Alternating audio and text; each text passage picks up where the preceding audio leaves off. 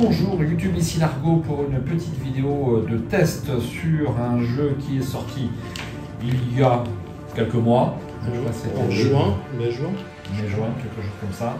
Je suis en compagnie de mes camarades Jérôme et Yann. Bonjour. Bonjour. Et on va faire une petite vidéo sur ce jeu qui s'appelle Carnegie, donc un jeu inspiré de la vie d'Andrew Carnegie. D'Andrew Carnegie, absolument, né en Écosse en 1835, et donc le but de ce jeu va être, eh bien, de, si possible, on va dire, accélérer le développement économique des États-Unis en reliant différentes villes sur ce plateau, comme vous pouvez le voir, en faisant des donations et puis en gérant correctement notre société. Donc je ne vais pas revenir sur les règles, c'est pas l'objet de la vidéo. On vous recommande, comme d'habitude, eh bien, la vidéo de Chaps sur l'explication des règles. Nous, c'est simplement, est-ce que vous devez ou ne pas acheter ce jeu? Moi, j'ai cédé à la hype, puisque ce jeu avait une bonne réputation. Et puis, je me suis dit, on va peut-être retrouver un deuxième Terra Mystica, puisque pour moi, Terra Mystica, c'est la référence. Hein? Avec barrage. Avec barrage. Bon, enfin, chacun les opinions. T'es plus circonspect? Non, moi je suis plus Carnegie que Terra. T'es plus Carnegie que Terra. Oui, mais Terra Mystica, on a quand même 16 factions différentes asymétriques. Bon, là, la symétrie va se limiter, eh bien, au choix des déplacements d'ouvriers que vous faites sur votre société, des employés en l'occurrence, et c'est la seule asymétrie. Donc, il n'y a pas... le point de conclusion. Voilà. Donc, on va faire notre petite partie à 3 joueurs. Et puis, si ça vous intéresse, eh bien, juste après le générique, on vous fait part de la vie des 3 joueurs dans leur salon. Enfin, dans mon salon. À tout de suite.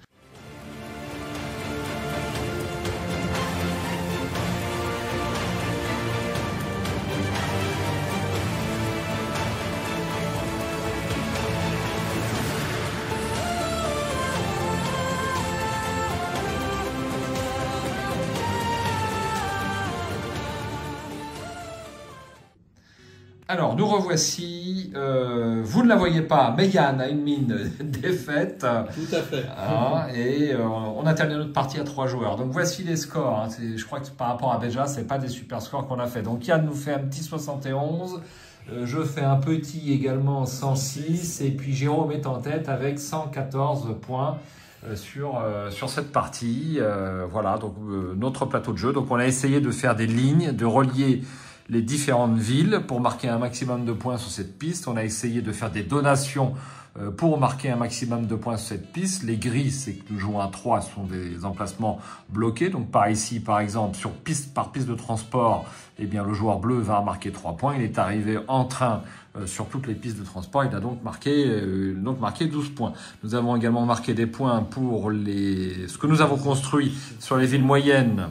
Tous les points, c'est ici. Sur les villes moyennes ou grandes, nous avons marqué des points par employé relevé sur le plateau individuel à la fin, sur les départements construits à l'intérieur de notre société.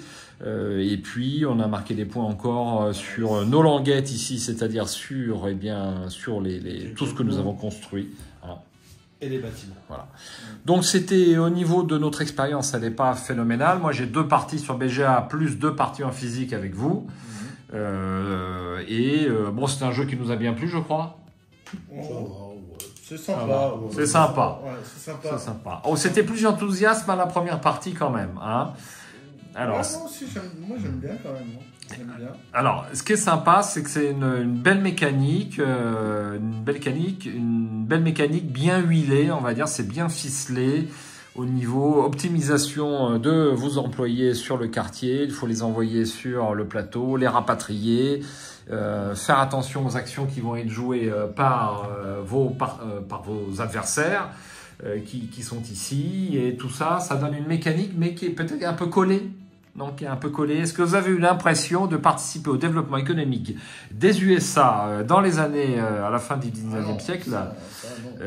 Voilà, c'est peut-être ce qu'on peut reprocher au jeu, c'est un manque d'immersion et de narratif. J'aurais bien aimé, par exemple, lorsqu'on pose une banque, on posait un petit bâtiment banque, que cette banque me rapporte de l'argent. C'est là, c'est là. Ouais, alors c'est ici, c'est la petite règle. Effectivement, les banques rapportent de l'argent. Parmi des ouvriers dans la bonne Les industries te rapportent des...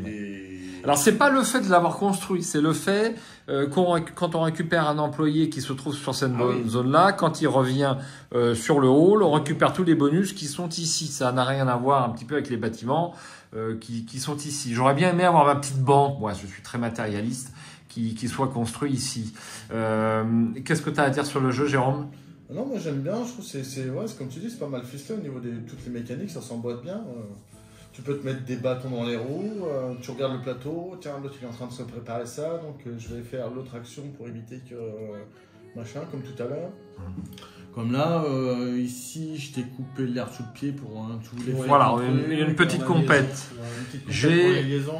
On va pas parler tous en même temps. J'ai stoppé la liaison à Liane. Ici, par exemple, vous voyez qu'il a relié San Francisco à New Orleans, mais à un moment donné, bon, j'ai passé un pion ici. C'est la principale interactivité du jeu, en plus du choix de l'action qui est faite. Il faut anticiper ce que vont faire les autres joueurs à la table au niveau du choix d'action qui est là-bas pour pouvoir également profiter de l'action qu'ils choisissent. Si vous n'avez pas de département de votre société qui puisse être activé à l'action, par exemple, ça c'est le sigle ressources humaines, eh bien si je n'ai aucun employé sur mes départements ressources humaines, si un joueur choisit l'action du haut qui est là-bas ressources humaines, eh bien je ne pourrai pas jouer du tout. Donc il faut anticiper tout ça. Ouais. On a une iconographie qui est super claire. Ouais, franchement, ça va. Hein, c'est vraiment bien fait au niveau des icônes. À la deuxième partie, il suffit de lire les icônes et on sait ce que fait donc les départements. Petit défaut, les départements, ils se ressemblent tous. Hein, c'est-à-dire que déjà, il n'y a pas le nom du département. On est obligé d'aller rechercher dans la règle. Alors, si on veut avoir le nom du département, il faut effectivement aller rechercher dans la règle qui est ici, hein, département vente, sous-traitance. Moi, j'aurais bien aimé des graphismes personnalisés pour chaque département. Ou le titre, quoi. Enfin, ouais, ou tout au moins un titre. C'est cette aiguille en plus de l'iconographie. Voilà, là, il n'y a que l'iconographie pour repérer de quel bâtiment il s'agit. Ouais, c'est moins immersif. Alors, c'est un bon jeu, mais comme on est au niveau de l'excellence maintenant avec tout ce qui sort, les bons jeux ne suffisent plus. On va être dans l'excellence. Yann, ton avis sur le jeu? C'est un bon jeu, bonne mécanique. J'ai des doutes, moi, sur la rejouabilité. Parce que la carte va pas bouger, les donations vont pas bouger. Un avantage, je pense, manifeste avec celui qui a quelques parties de plus. Je pense qu'il peut rouler sur le jeu. Une petite frustration, moi, que j'ai, c'est qu'on n'avance pas dans les points de victoire en cours de partie. C'est que du décompte de fin de ouais, c'est vrai, ouais. victoire. Ah oui, on a l'impression de ne pas avancer. C'est la salade de points. Autant, tu vois, justement, il y a des jeux comme Barrage ou Terra Mystica, on voit quand même les pions avancer en cours de partie. Tout à fait. On arrive à jauger un peu qui est en tête, voilà. On va pas marquer. Ça me Je t'interromps. On va pas marquer plus de 10 points en cours de partie et tout le reste sera sur le décompte. Sauf si on voit. Ah, sauf ici. Sauf si tu développes ça et tu marques des points à chaque fois. Mais ce qui est très dur. 4 points de développement. C'est faisable. C'est très dur. Mais c'est fin de partie. Ah non, c'est pas en fin de partie, c'est à chaque premier. Ah oui, et en plus, tu poses un bien sûr. truc, donc il faut après le débloquer. C'est ça. Alors, ce que Yann dit en parlant de trucs, c'est que le bâtiment qui est indiqué ici, donc lorsqu'on le recherche, on pose le pion comme ceci. Et lorsqu'on va construire sur la carte le building, eh bien, on va débloquer ce bonus avec un point d'exclamation. Et donc, on le touchera à chaque fois qu'on rapatriera un employé ici. On vous reporte à nouveau à la vidéo de Chaps pour les règles. Alors, c'est vrai que la rejouabilité, est-ce que ce jeu sera là encore dans 6 mois et dans 1 an? Je suis pas sûr.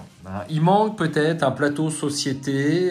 On cherche la petite bête parce que ça reste un bon jeu. Ouais. Il manque un plateau société personnalisé avec peut-être un bâtiment personnalisé qu'on se dit on joue une, je sais pas, je dis n'importe quoi la Big One. Ça, le fait de ouais, c'est original. Au moins chacun peut choisir le côté A ou B.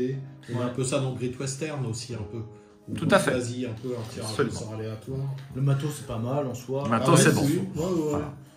Bon, après, vous étiez plus enthousiaste à la première partie, et là, je constate que ça retombe un petit poil quand même. Je pense qu'à 4, c'était plus, je sais pas, peut-être plus tendu. On a préféré jouer à 4. Bah, déjà, le fait quand tu joues à 3, lui, il te met tout ça. Là, il fait plus de donations finalement que nous. Ah, c'est ça, et donc ça nous a coupé un peu l'air sur le Il y a plein d'emplacements bloqués. Après, ça peut faire une petite rejouabilité, donc du coup, tu te diriges vers autre chose. Tu vois. Tout à fait. Alors, il y a une version solo, il y a un paquet de cartes pour jouer en solo dans le jeu si ça vous intéresse. Et puis voilà. Alors, en solo, moi, je pense que je vais préférer la Gloire d'Odin, par exemple. Je trouve ça plus immersif, sans doute, que celui-ci. Alors, il a fait tout un hype, il est adapté sur BGA. Il y a plein de parties sur BGA qui sont jouées. Moi, je regarde en ce moment ce qui est joué. Je m'aperçois qu'il y a quand même beaucoup plus de joueurs pour jouer à Agricola, par exemple, qui est un vieux pot, un classique, un vieux pot avec une vieille soupe dedans, qu'à Carnegie, qui vient de sortir. Il y a des joueurs, hein, c'est sympa de temps en temps, mais je pense que dans un an ou dans 6 mois, est-ce que vous allez le ressortir? Je suis pas sûr. Donc un très bon jeu, mais peut-être avec le niveau d'excellence qui est celui de la production actuelle. Il manque peut-être un truc. Il manque un truc, ouais. Peut-être une étincelle, je sais Il pas. manque une étincelle, on est pas mal niveau blocage, c'est pas mal parce qu'une fois qu'on est bloqué, on est bien embêté. Après, c'est vrai que ce qui est bizarre, c'est peut-être pour ça que c'est que quand on relit, enfin quand on se fait, moi il m'a fallu deux coups avant de comprendre ça, qu'il ne faut pas obligatoirement que ça fasse un réseau. On peut les placer à un moment à l'ouest, à un moment au sud. Tout à fait, mais à la fin, il faut que ça fasse un réseau. Voilà, sinon, c'est... Mais on peut donc les placer où on veut. Quoi. Absolument, absolument. Alors, on n'a peut-être pas percé toutes les subtilités. Alors que Terra Mystica, typiquement, c'est en toile d'araignée. Enfin, c'est en expansion. On a plus cet élément de... Terra Mystica est là depuis 10 ans, et donc ce jeu-là ne sera pas là. Il y a des raisons, absolument. Bon, moi, je suis grand fan, c'est quand même un petit peu la référence. Hein. Voilà. Ce plateau, je trouve un peu tristounet, moi, avec ces briques marron, là, ça pourrait être mieux. Hein. Bon, c'est vraiment du détail. Alors, c'est un bon jeu, vous pouvez l'acheter. Simplement, sachez que vous ferez peut-être pas des dizaines de parties. Hein. Ça, c'est clair. Voilà. Le thème peut être intéressant, mais j'ai vraiment pas eu l'impression. C'est un jeu à essayer.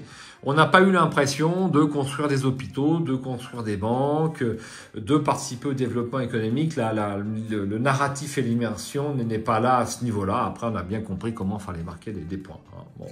Voilà, donc ça ne nous a pas emballé des masses. Alors, je ne sais pas quel petit pouce je mettrais à cette vidéo. Un petit pouce moyen plus, quelque chose comme ça. Ah oui, quand même. Hein. Ah oui, classique. On a une belle charte graphique. Au niveau du plateau, qui est super sympa, qui correspond bien au 19e siècle avec les dessins qui sont ici, qui correspondent donc aux donations, hein, l'éducation, le soin à la population, la construction, ce type de choses. Très sympa. Donc voilà ce qu'on a à vous dire, c'est la vie de 3 joueurs dans leur salon, sans prétention, n'est-ce pas? Et puis, vu mon score, j'ai pas de prétention. On terminera sur ce bon mot. Bonne partie à tous. Merci d'avoir joué, Jérôme et Yann. Merci. Hein, puis bon, je pense qu'on rejouera quand même. Oui. Hein. À 3 joueurs, c'est assez rapide. C'est pas mal. Ça peut être.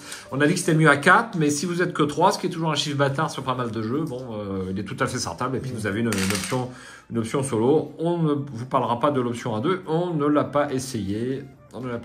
À ciao, bonsoir. Ciao, bonne fête de fin d'année.